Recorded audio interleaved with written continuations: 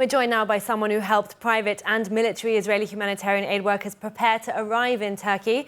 Happy to introduce Dr. Nir Bohms, joining us by Zoom. Dr. Bohms, thank you for being here.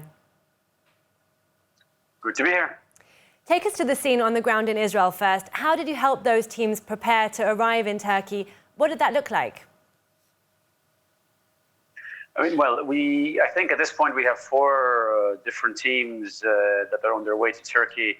Of course, there is the main government Home Front Command team, but there's also a number of humanitarian organizations that began to mobilize and some private individuals that literally wanted to help. Since you hear about these types of catastrophes and humanitarian catastrophes, it's important to set aside other political or otherwise issues and figure out what can be done to help. This is not just about Turkey, it's also about Syria.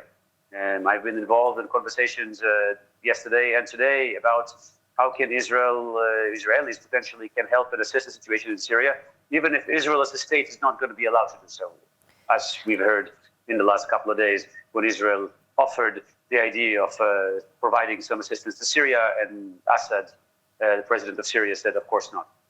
How could they help Syria then from across the border, from northern Israel? How can they help? Well, we have done this before.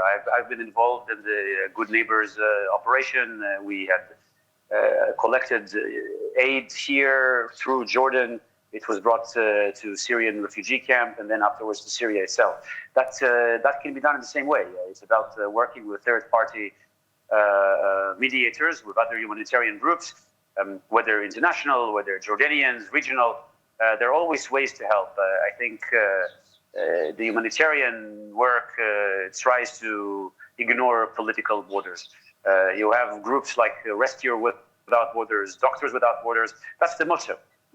When the help is needed, we need to cross borders and we need to show that humanity comes first. Absolutely. And back to Turkey then, what are the Israeli humanitarian aid teams hoping to achieve in Turkey? What every humanitarian aid team seeks to achieve is to help save life wherever they can.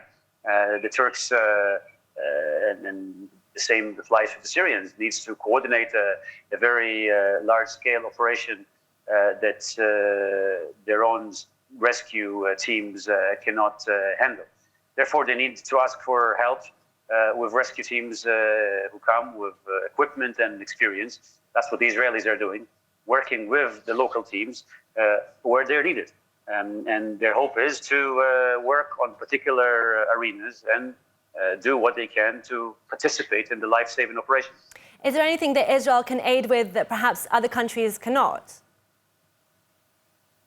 Well, unfortunately, Israel has a lot of experience when it comes to rescue and recovery. We have training to train for that. We have military units and civilian units who are very good at this. So Israel usually is able to mobilize very quickly, whether it's a field hospital, which is what we're now doing in Turkey, and whether it's rescue and recovery. We have very equipped and trained people. We have state-of-the-art equipment. All of that is probably very useful, and I think probably more advanced than some of the other countries, certainly in the region. And can you see this being an olive branch to peace, like the operations being called? I very much hope and believe so. I think humanitarian diplomacy is a very important tool. This is what we've done also a decade ago, almost, as we began to do this in Syria. And I think this is certainly a time of crisis where humanity needs to come first. And I think this is the time when Israel needs to show its part of its true face, that it's willing to put, again, political disputes and other issues aside and prioritize human life. Dr. Nir Bohms, thank you so much for joining us. Thank you very much.